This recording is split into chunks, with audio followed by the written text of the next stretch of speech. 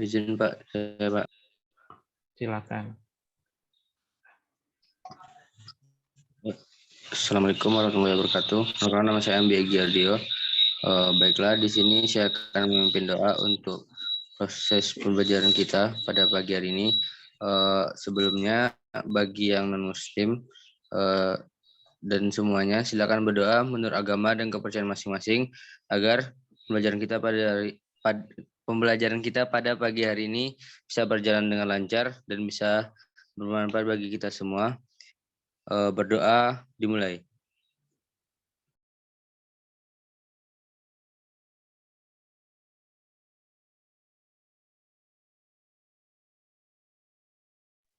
Doa selesai.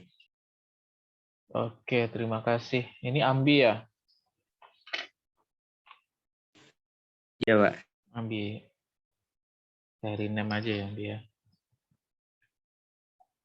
Oke, terima kasih Ambi. Semoga dengan kita berdoa bersama membuat jalannya perkuliahan kita jadi lebih dimudahkan dan dilancarkan. Izin saya share screen terkait pertemuan kita pada pagi hari ini.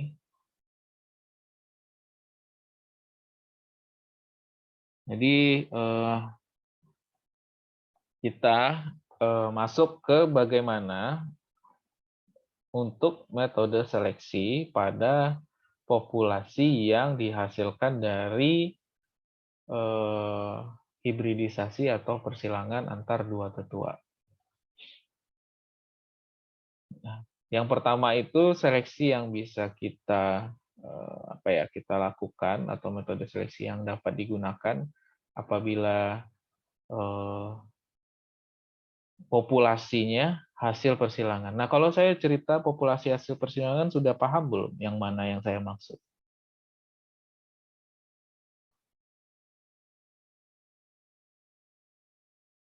Ini kan populasi hasil persilangan, lalu ada bahasa lagi populasi bersegregasi. Sudah paham belum yang mana maksudnya?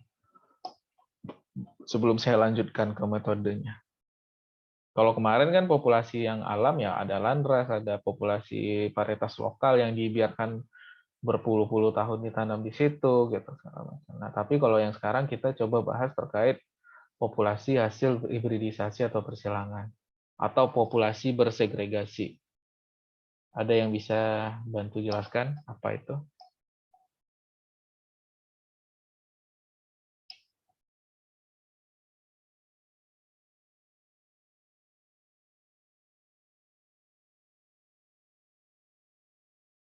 Nggak ada yang tahu satupun dari 49 dari 50 orang ini apa itu populasi hasil persilangan atau populasi bersegregasi?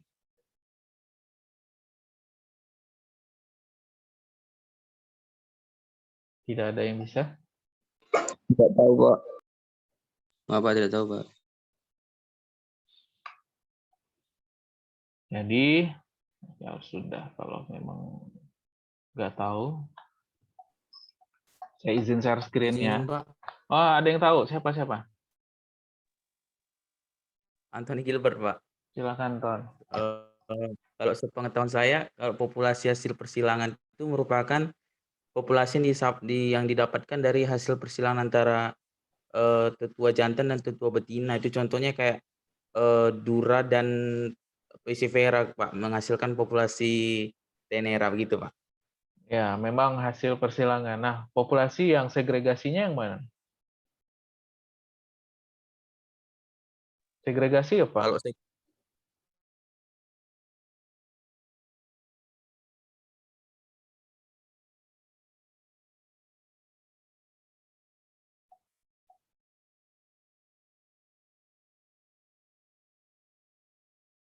Izin menjawab, Pak.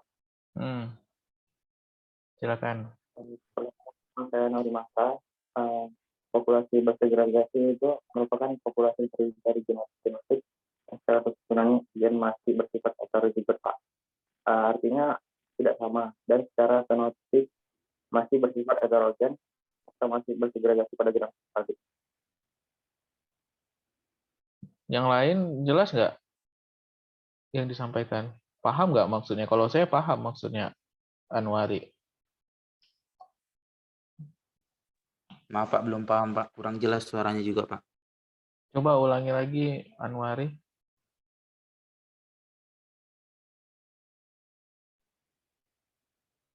Populasi bersegregasi merupakan populasi yang terdiri dari genotip genotip yang secara hitungan gennya masih bersifat heterozigot dan secara fenotipiknya masih bersifat heterogen serta masih bersegregasi pada generasi selanjutnya. Berarti misalnya generasi ini bersegregasi, selanjutnya juga bersegregasi. Masih belum jelas? Nggak apa-apa. Bilang aja kalau memang belum jelas, itu nggak usah. Masih belum jelas juga Pak. Oke. Oh, saya bantu Anwari ya, izin ya. Jadi sebenarnya secara Antoni sudah dapat nih konsep tetua atau P atau parent kan. Misalkan ada tetua betina disilangkan dengan tetua jantannya. Kok nggak mau sih?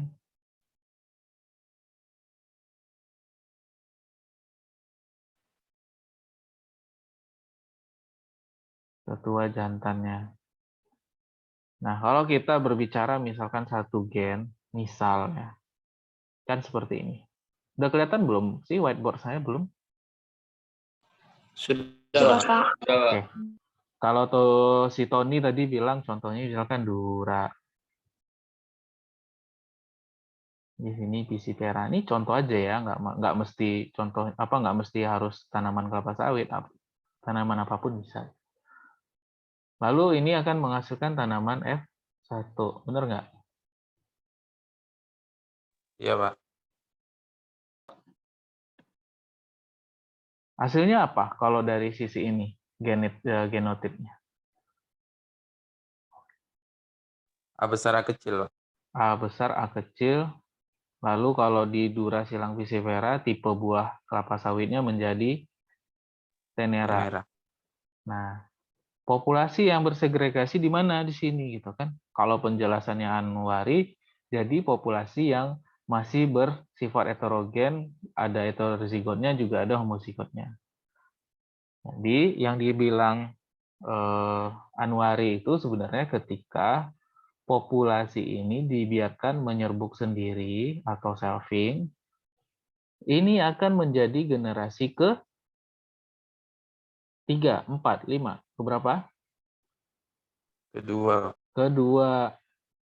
Nah, secara genotip, nih, hasilnya apa di sini?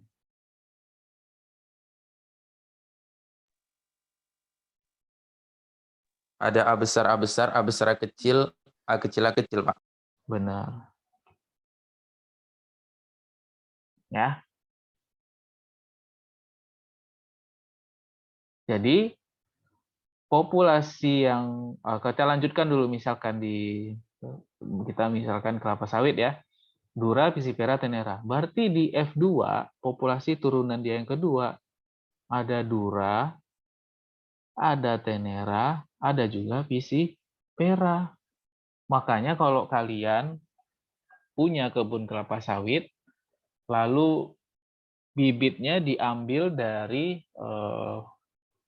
apa istilahnya dongkelan ya.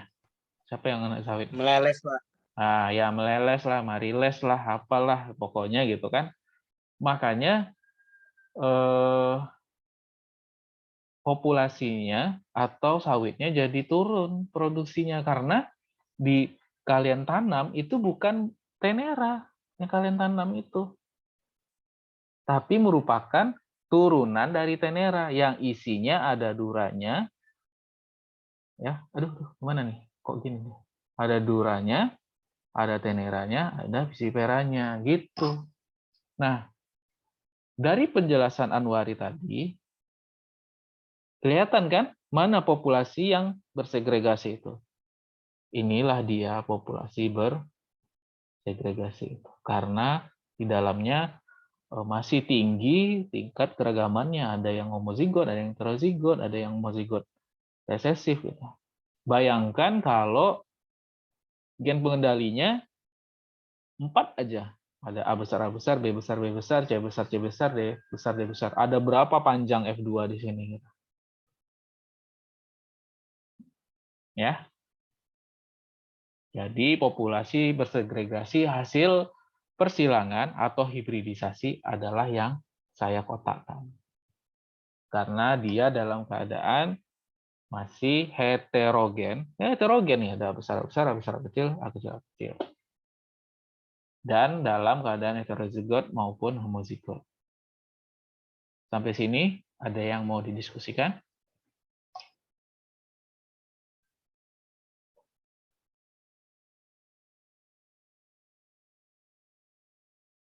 Nggak apa-apa kalau belum ngerti, tanyakan lagi. Saya akan jelaskan sampai mengerti.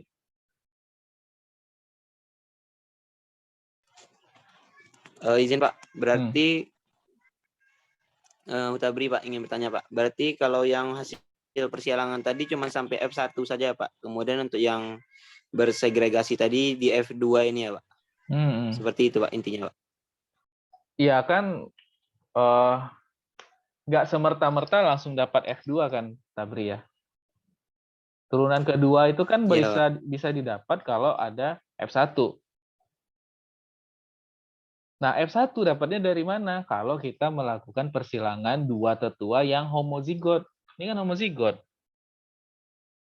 Karena sama kan, A besar ataupun A kecil, A kecil. Jadi itu satu kesatuan, Tabri. Kalau saya bilang populasi hasil bersegregasi, itu pasti akan melibatkan tetuanya, lalu turunan pertamanya atau F1, baru nanti F1-nya dibiarkan menyerbuk sendiri atau selfing, menghasilkan turunan kedua yang memiliki tingkat segregasi atau tingkat keragaman yang paling tinggi.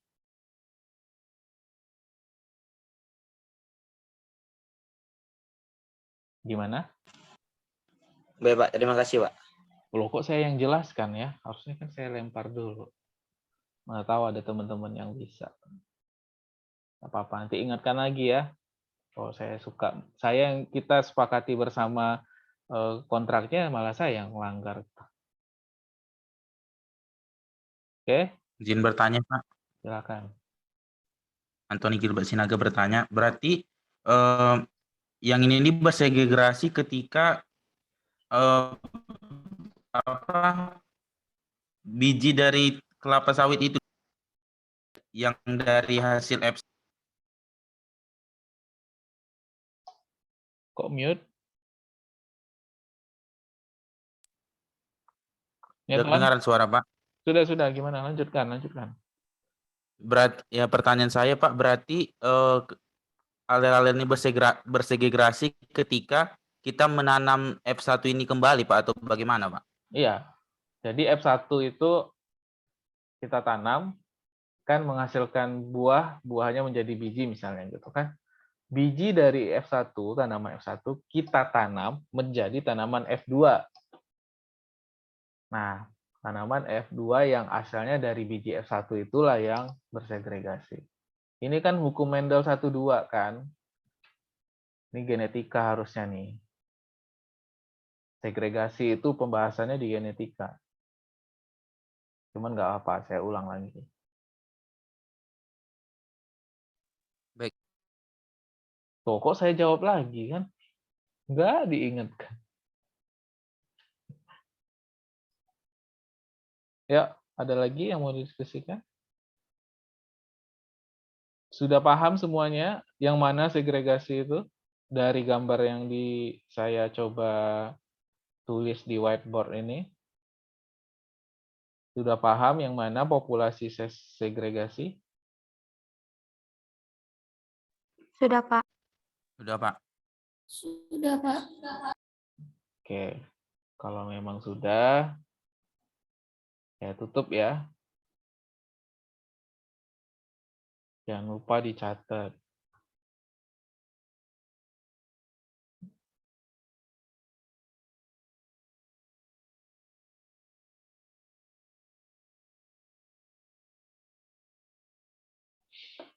Izin saya share lagi nih ya.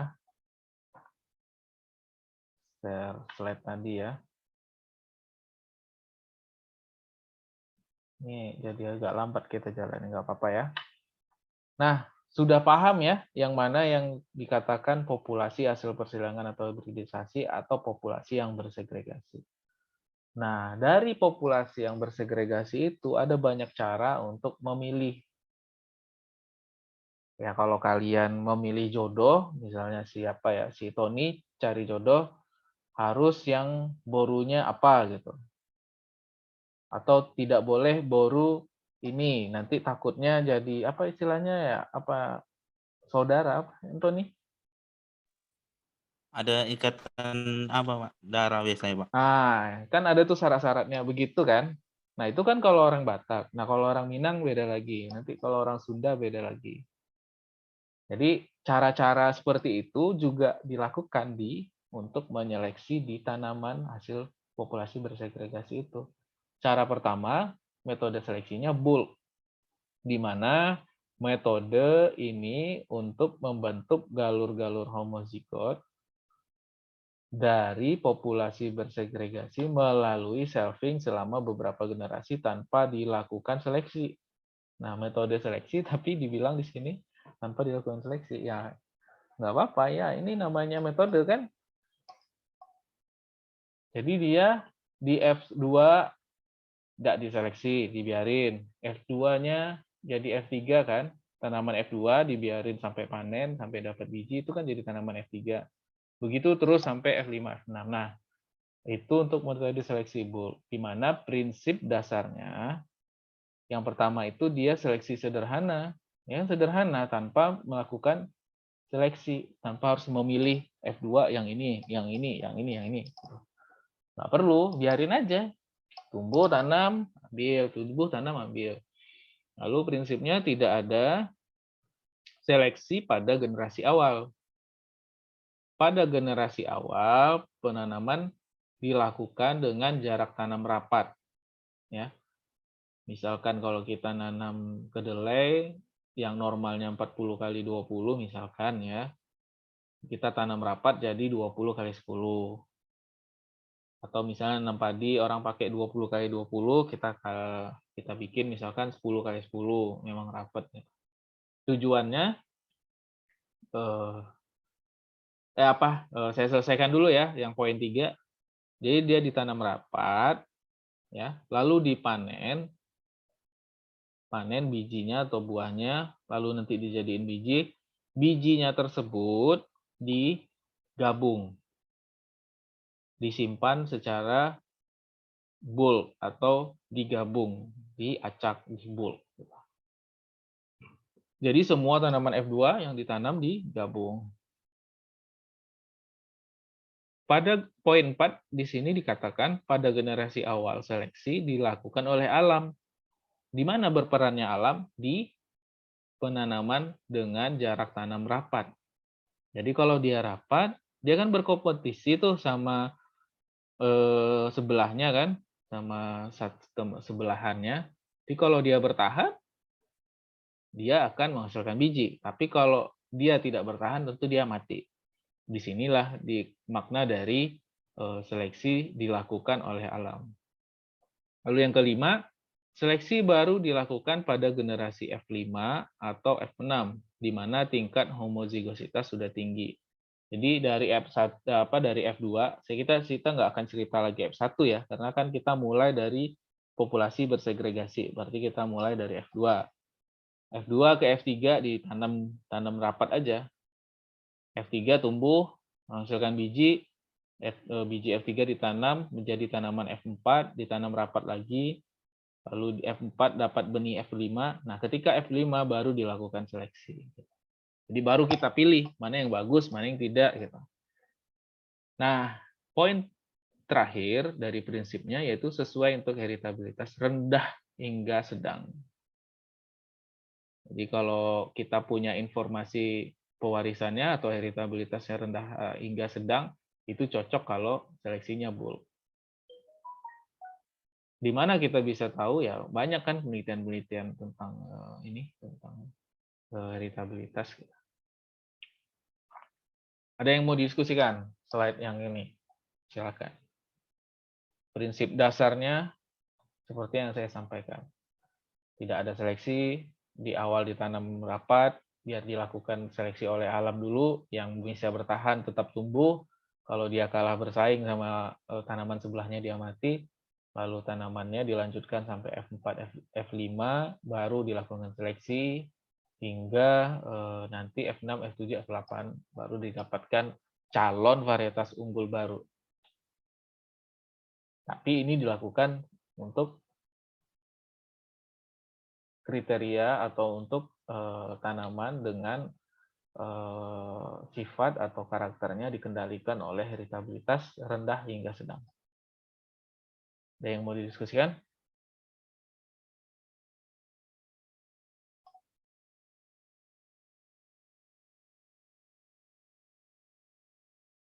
Ada yang mau didiskusikan? Sepertinya tidak, Pak. Saya lanjut ya. Saya lanjut ke prosedurnya. Ya, ini prosedurnya, tahapannya ya. Pertama, ya kita lakukan persilangan antar tetua mozigot. Ini kan yang saya gambarkan tadi tuh.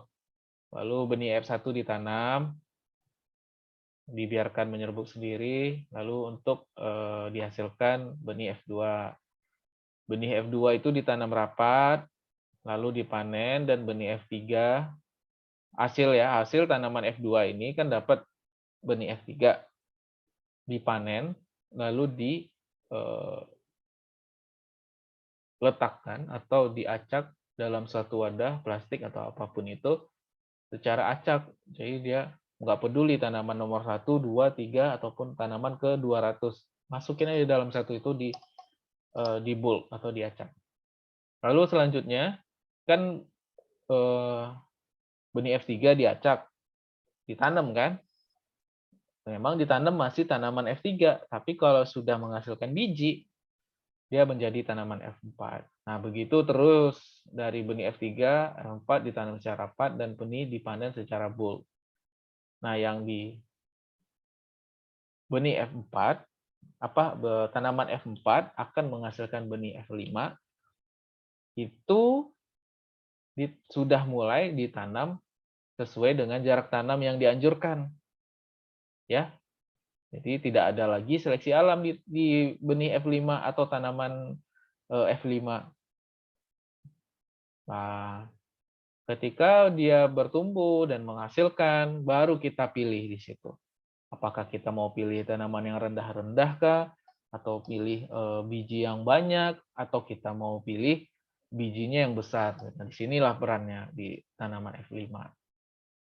Jadi, tanaman F5 yang sudah ditanam berjarak itu, yang sudah kita pilih-pilih itu, benihnya kan benih F6 tuh. Ya, benihnya benih F6 itu dipanen terpisah. Artinya, misalkan di F5 itu tanaman nomor 1, kalian bungkus aja dia dalam satu plastik kecil. Ini benih F5 strip 1. Atau F6 strip 1. Karena dia benih F6 kan. Benih F6 strip 1. Lalu yang terpilih selanjutnya misalkan benih nomor 123. Jadi dimasukkan dalam satu plastik kecil, tanaman nomor 123 dapat benihnya, masukkan dalam satu plastik kecil, ditulis F6 strip 123. Nah, benih yang dipisah-pisah tadi itu ditanam dalam baris. Baris ataupun plot terserah ya, tergantung cara kita menanam. Misalkan F6 nomor 1 tadi kita dalam baris itu 20 misalkan gitu kan. Kita tanam 20. Nah, seleksinya bukan individu lagi. Kalau tadi kan individu. Nah, sekarang kita lihatnya baris terbaik. Jadi misalkan F6 itu ada 10 tanaman tadi yang kita pilih gitu kan. Benih F6 itu. Tanam 20, 20, 20, 20. Dari 10 tadi, mana yang terbaik itu yang dipilih untuk dijadikan benih F7. Nah, disinilah peran menguji galur-galur hasil seleksi di F6 itu. Jadi kita melihatnya secara keseluruhan, bukan individu lagi. Gitu. Itu terkait prosedurnya. Kalau mungkin kita ambil ya dari sumber, misalkan kita dalam setahun hanya boleh atau hanya bisa menanam 1 kali, ya berarti tahun pertama kita tanam tetua, kita tanam tetua lalu kita silangkan, dapat benih F1, kita tanam, misalkan kita tanam 50 sampai 100. Nah, benih F1 ini dibiarkan selfing, dapatlah benih F2. Nah, F2 ini di tahun ketiga kita tanam. Ya kalau sanggup nanam sampai 2000 tanaman gitu kan. Nah, ini yang dibul. Sudah dibul, ditanam lagi sebanyak ini gitu. Di F3 dibul lagi, dapat benih F4. F4 ditanam di tahun kelima ya. Tahun kelima ini tanam dengan jumlah yang sama. Di tahun kelima ini baru dapat benih F5. Nah, ini yang dipisah. Ini dipisah, kan dapat benih F5, baru ditanam dengan jarak tanam yang normal. Nah, di sini baru mulai pemisahan. Jadi yang bagus-bagus dipilih. Nah, yang dipilih pada tanaman F5 ini merupakan benih F6. Benih F6 baru ditanam per baris. Ini ada baris 1, 2, 3, 4, 5, 6, 7, 8, 9, 10, 11, 12. Dari 12 baris benih F6 ini, anggaplah misalkan satu baris ininya 10, kita cek, oh baris 1 bagus. Ini yang kita pilih. Baris 3 bagus, kita pilih untuk jadi F7. Baris 6 bagus, kita pilih. Baris 8 bagus, kita pilih. Baris 12 bagus, kita pilih. Kita pilih, kita tanam benih F7-nya ini lebih besar petakannya. Lebih besar, lalu yang terpilih misalkan plot atau petak nomor 1, nomor 4, dan nomor 5. Itu yang dilanjutkan untuk F8 hingga 10 atau uji daya hasil pendahuluan ataupun uji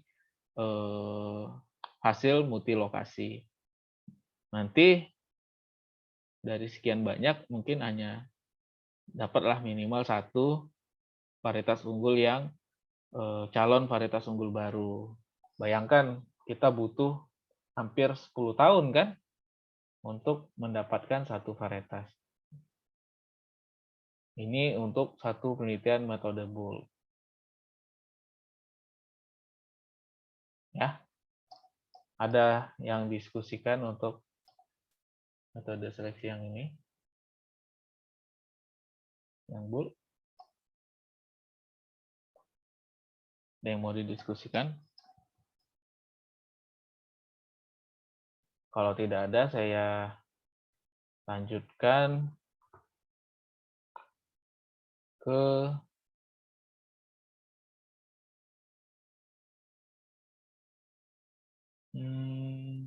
mana, ada yang didiskusikan nggak?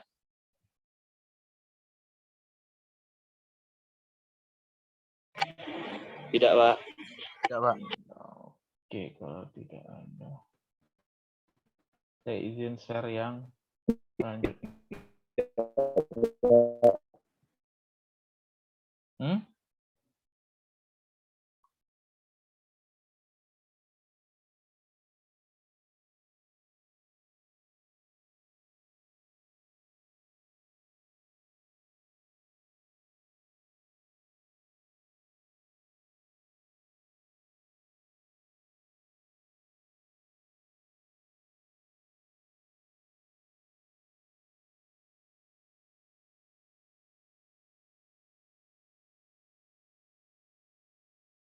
Itu untuk metode seleksi yang pertama ya, metode seleksi bull.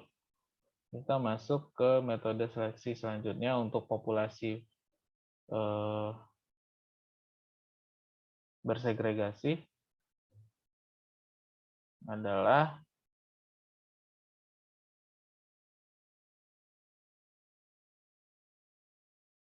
udah kelihatan belum? Sudah, Pak. Ya. Sudah, Pak. Yang selanjutnya yaitu metode seleksi pedigree atau silsilah. Sesuai dengan namanya, pedigree atau silsilah seleksi ini dilakukan dengan mencatat semua individu tanaman yang terpilih pada setiap generasi sehingga diketahui silsilah atau famili asalnya. Kalau tadi F2, F3, F4 sampai dapat benih F5 ya udah biarin gitu kan. Seleksi alam. Nah, kalau yang pedigree itu semua dicatat. F2 yang mana yang bagus dicatat. Apanya yang bagus? Apakah bobot buahnya yang bagus? Apakah panjang buahnya yang bagus? Atau warnanya yang bagus? Apapun itu. Dicatat. Informasi yang didapat akan berguna dalam menentukan galur yang akan dibuang dan galur yang akan dipilih untuk dilanjutkan ke generasi selanjutnya. Jadi F2 kita sudah seleksi kalau di pedigree ini. Jadi kita pilih dan kita catat bagusnya apa. Lalu kalau yang nggak bagus, nggak usah kita lanjutkan, nggak kita pilih. Itu dia. Terkait prinsip dasarnya, dia menggabungkan sifat baik dan sifat jelek pada kedua tetua, lalu seleksi dilakukan pada generasi awal, yaitu F2, di mana F2 merupakan segregasi tertinggi. Seleksi berdasarkan fenotip. Fenotip apa? Ada yang tahu fenotip apa? Sifat yang tampak atau muncul, Pak. Iya. Yang nampak atau bisa dilihat atau yang kelihatan. Jadi kita tinggal lihat, oh dia tinggi, kita pilih. Oh dia warnanya bagus, kita pilih. Yang kemudian ditanam dalam baris atau per plot. Dalam baris atau plot. Seleksi dilakukan terhadap individu terbaik dari famili terbaik. Kemudian ditanam kembali dalam baris atau plot. Individu terpilih harus dicatat sifat-sifat baik dan jeleknya. Informasi ini berguna untuk menentukan keputusan yang akan diambil, apakah akan dibuang atau dipilih untuk generasi berikutnya. Silsilah dari setiap galur tercatat dan diketahui informasinya. Seleksi individu dilakukan dari F2 hingga F4, sedangkan generasi F5 sudah berdasarkan baris atau plot. Jadi mirip ya sebenarnya kalau tadi F5 milihnya sudah per plot atau per baris, di pedigree juga sudah per baris atau per plot. Tapi bedanya di F2 sama F4 dia sudah dipilih gitu. Kalau tadi F2 F4-nya yang bold kan dibiarkan gitu. Itu bedanya. Lalu sesuai untuk heritabilitasnya yang tinggi. Jadi kalau heritabilitasnya rendah untuk tanaman yang kalian coba muliakan itu jangan coba-coba melakukan metode seleksi pedigree, nanti hasilnya nggak maksimal. Jadi gunakanlah seleksi yang sesuai dengan informasi heritabilitasnya atau informasi genetiknya.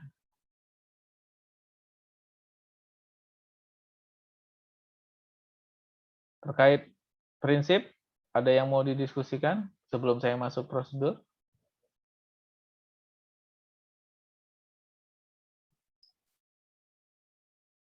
Ada yang mau ditanyakan?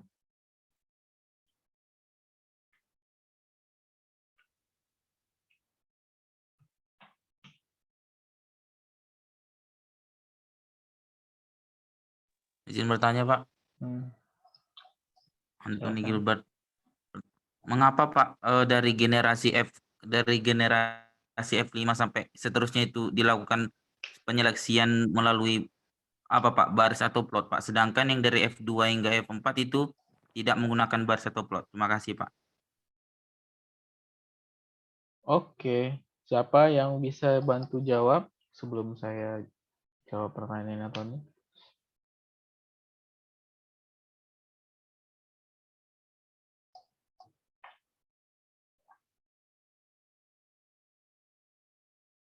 Siapa yang bisa jawab kenapa di F5 sudah berdasarkan baris per plot, sementara F2, 3, 4-nya masih individu yang dilihat?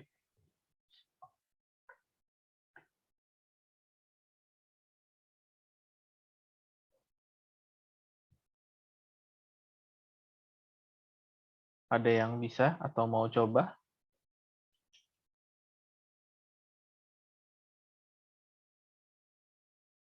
Enggak sulit kok pertanyaannya ini. Dilogikakan saja sudah bisa kan. Kata kuncinya, kita kan mau menghasilkan varietas yang kalau ditanam seragam semua kan. Masa sih kita mau pilih varietas yang ditanam acak-acakan gitu. Itu keyword.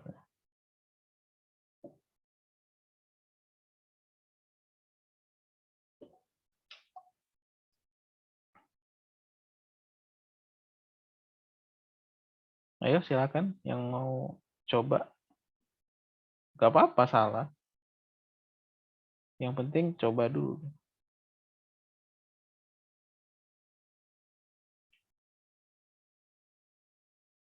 Halo?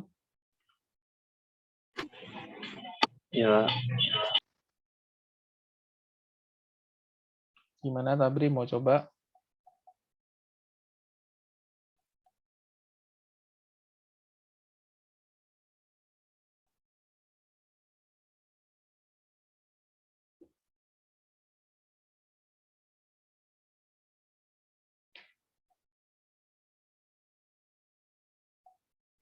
Tabri open mic tadi mau coba.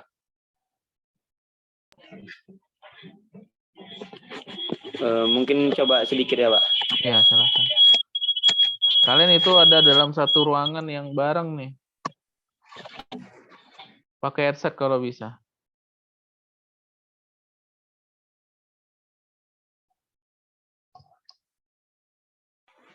Oke, Pak.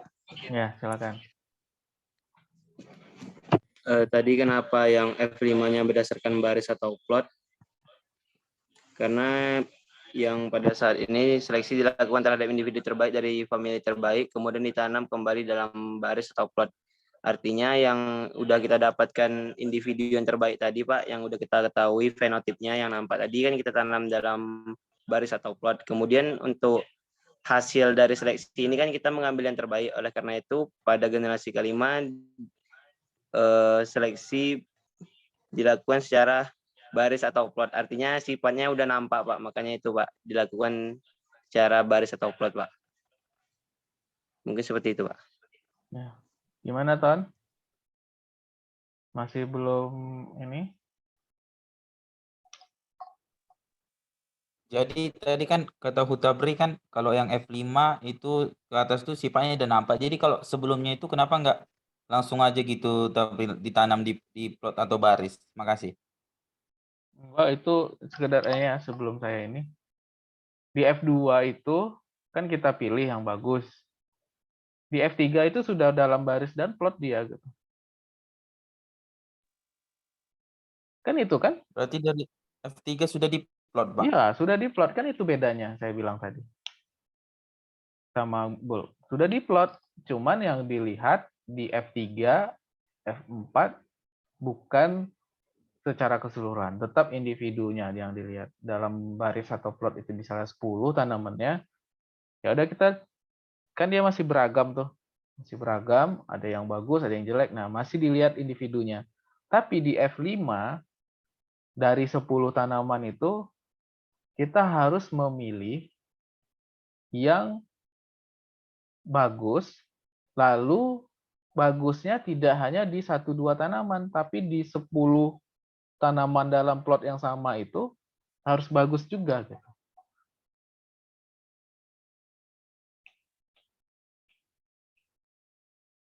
F5, F6, F7 dia sudah melihat. Jadi kalau 10 bagus, 10-nya bagus. Nah, ibaratnya gini. Kalau F5 ini ibaratnya gini. Kalian kan AGT itu ada A, B, C, D, gitu kan? Jadi kalau yang bagus itu AGTA itu semuanya bagus gitu. Tidak dilihat lagi cuma Tony yang bagus, cuma Nurul Azmi yang bagus, cuma Hutabri yang bagus, cuma Harik Anhar yang bagus, enggak. Jadi bagusnya merata.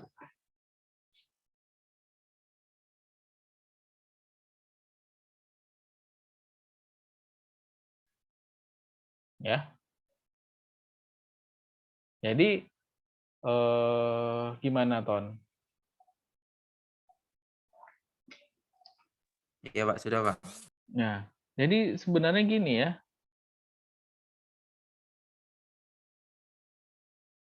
kita kan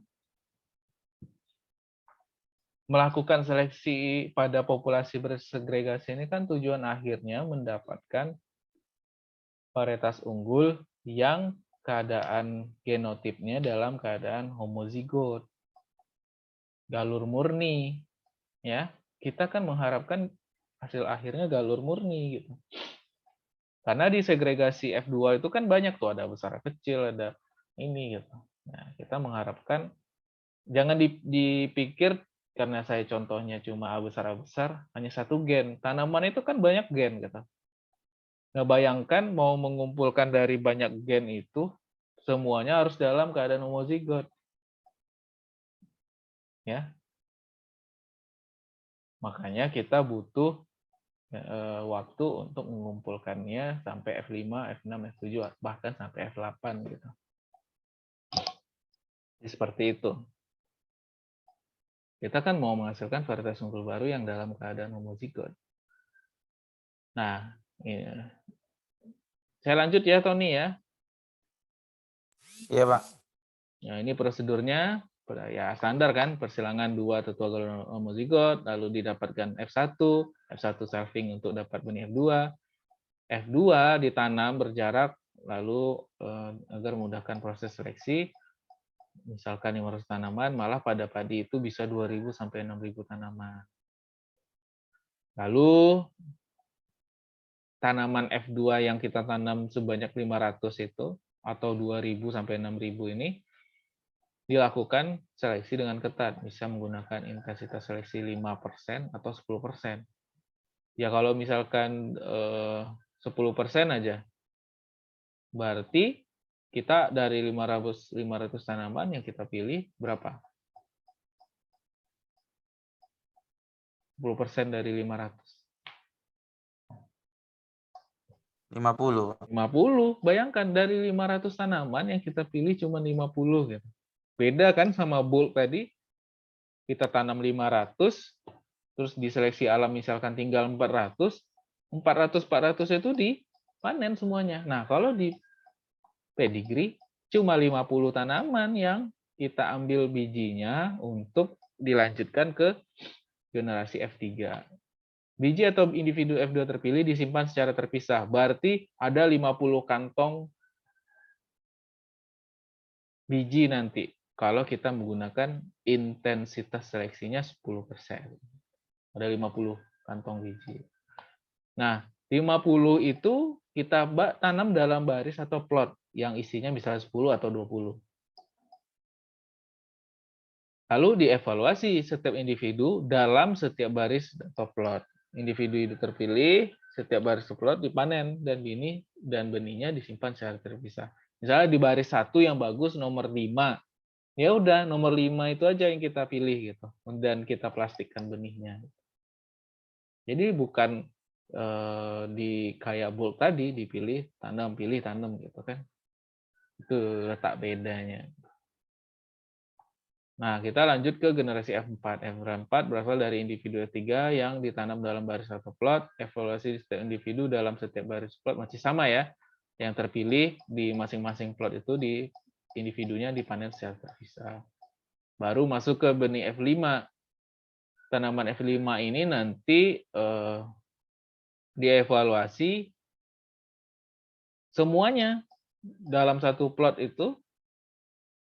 Kalau tidak bagus, ada yang tidak bagus setengahnya, ya nggak kita pilih. Tapi kalau dalam satu plot ke-20 tanamannya bagus semua, itu yang kita pilih.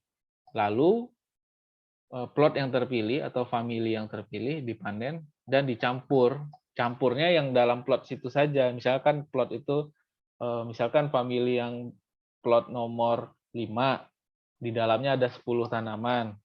Jadi 10 tanamannya itu dicampur.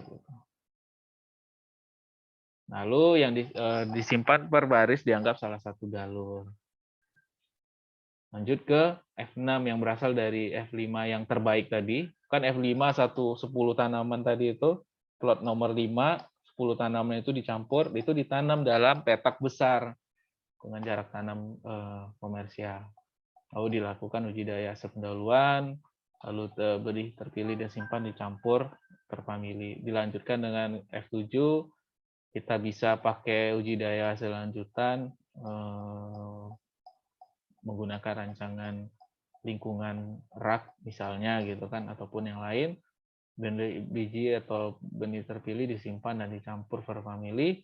Di generasi F8 baru kita lakukan uji multilokasi dan akan didapatkan galur atau calon varietas. Kalau boleh pakai gambar seperti ini kurang lebih, ini tanaman ada persilangan dua tetua, misalkan ini anggap aja gambar padi ya, kan ada malainya gitu kan. Lalu dapat F1, lalu kita tanam nih dalam satu petak besar, ya, misalnya dari 500 ini, anggap aja 500 ya totalnya, kita pilih yang ini, kita pilih yang ini, kelihatan kan kursor saya? Kelihatan, Pak.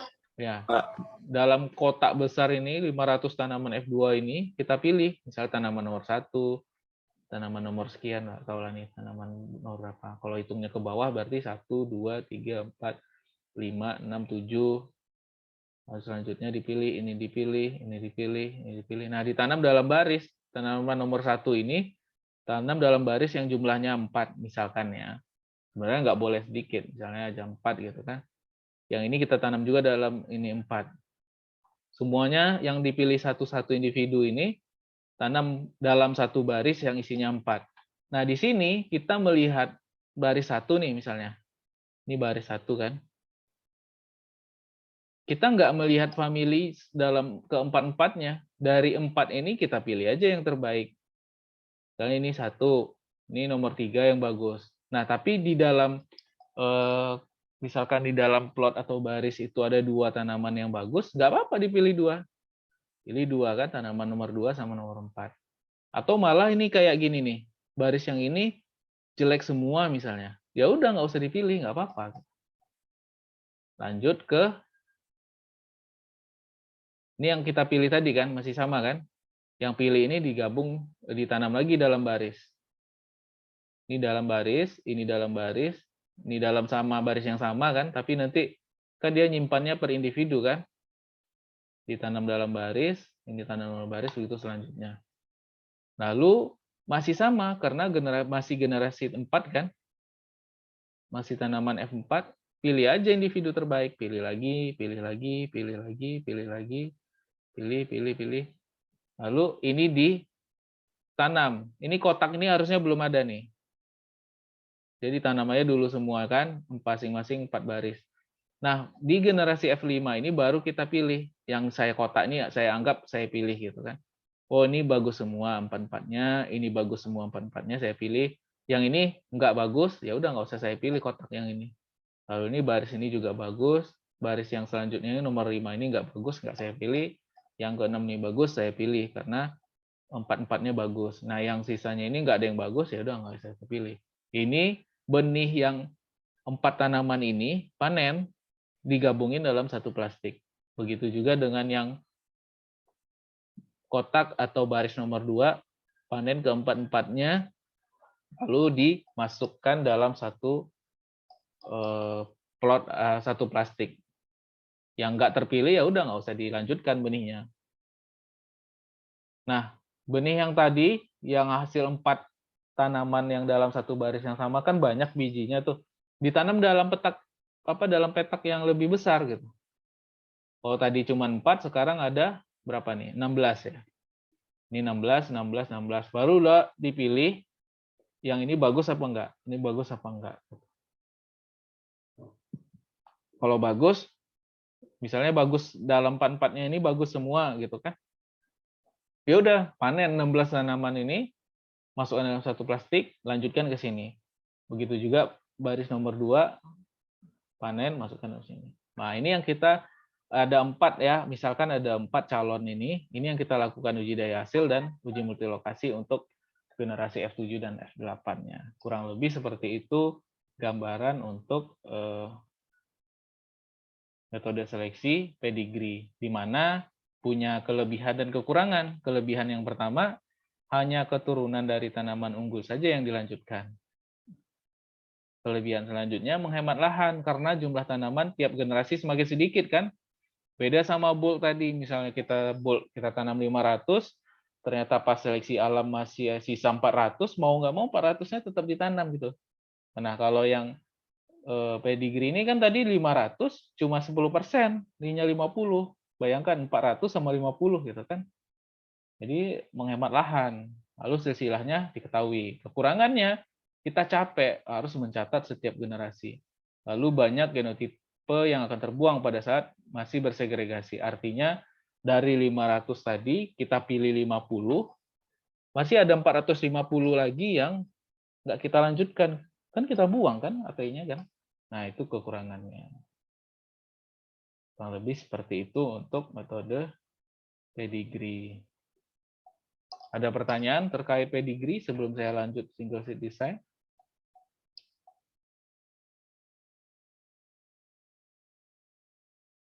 Ada yang mau ditanyakan?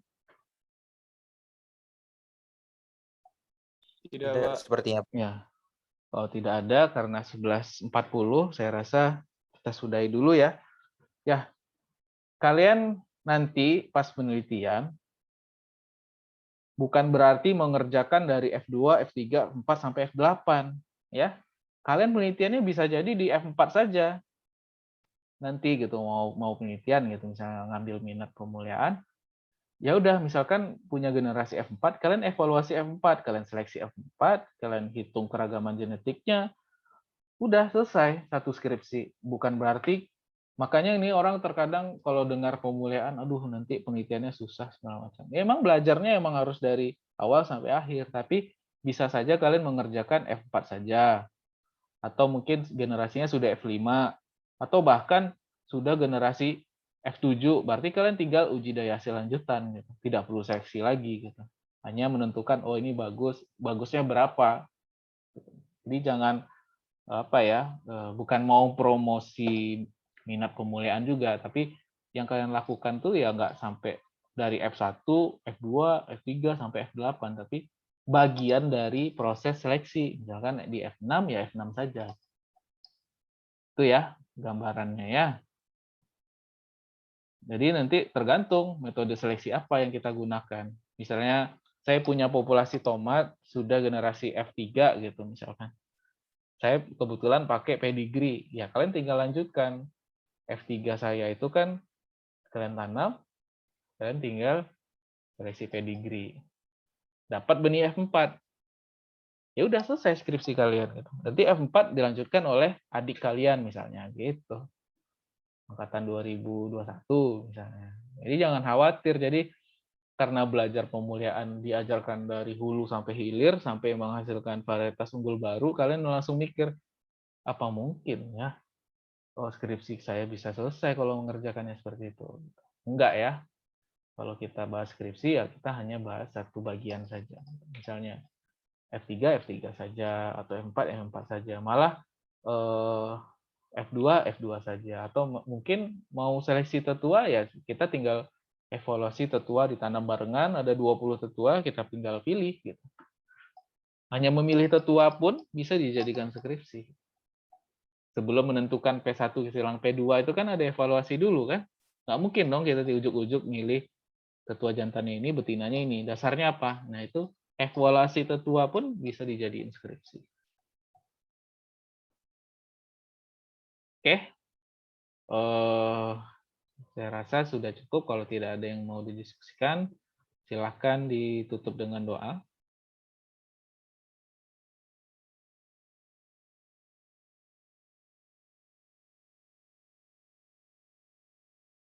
Siapa nih? Ambi tadi ya? Ambi bermasalah lagi. Silakan ambil alih saja kalau ada yang...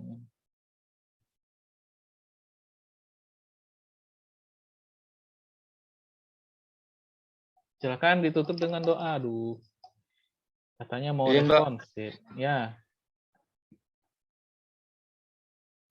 Baik, sebelum kita mengakhiri kegiatan perkuliahan kita pada pagi hari ini, lebih baiknya kita berdoa terlebih dahulu agar apa yang kita dapatkan pada pagi hari ini dapat bermanfaat bagi kita dan orang lain. Berdoa dimulai.